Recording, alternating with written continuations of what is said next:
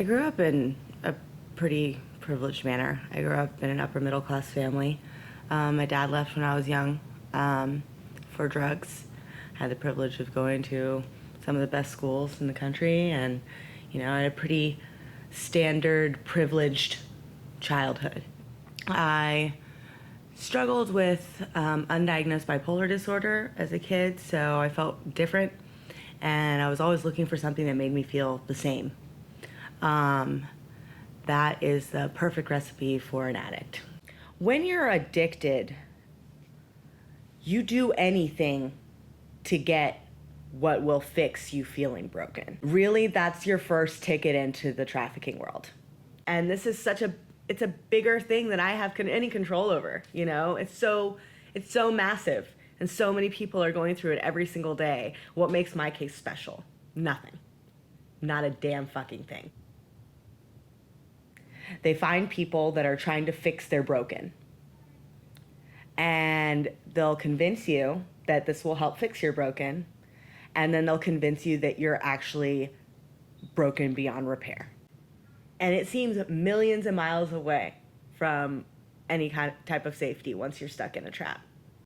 So they'll be like, well, I have a homeboy that wants to get his dick sucked. I mean, you could do that.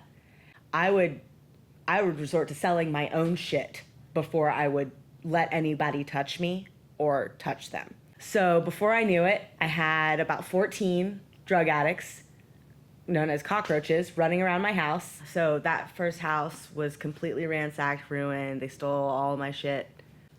I ended up going to the trafficker's house to live, because that's the only place I had to go,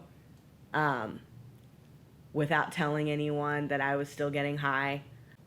I isolated myself. I wouldn't tell anyone the truth.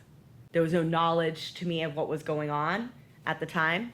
And I had to just piece things together. When I'd wake up butt naked in random places with hand marks all over me and all my shit was gone. Sore, bleeding,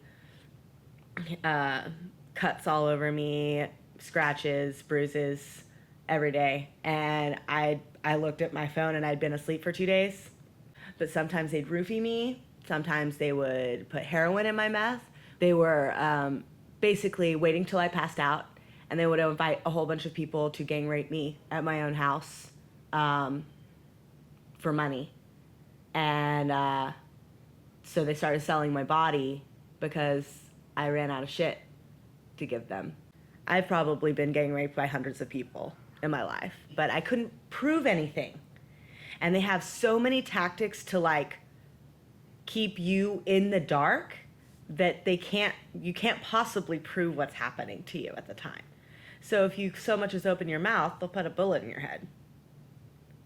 Or they'll just be like, hello, she's completely high on every drug.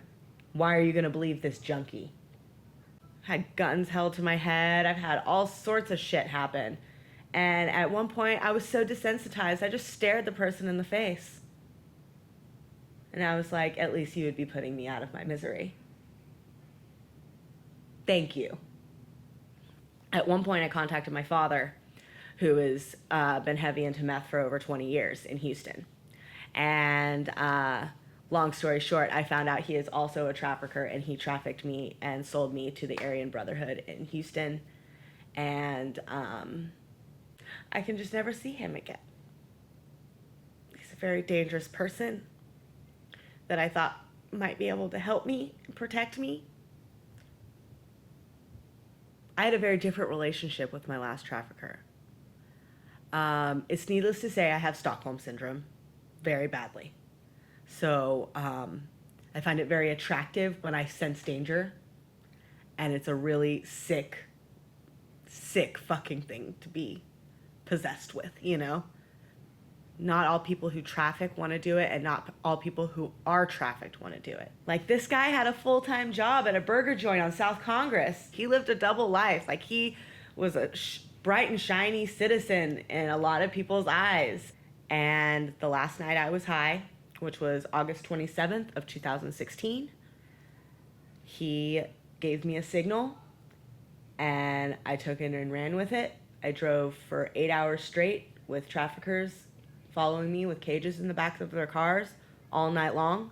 I had $15 in my pocket, but I couldn't even get out to get gas because they were just waiting for me at the pumps. I had two knives in either of my hands, and I was reading a Bible like I had never had any faith in my life. I was like praying to Jesus, please just save me.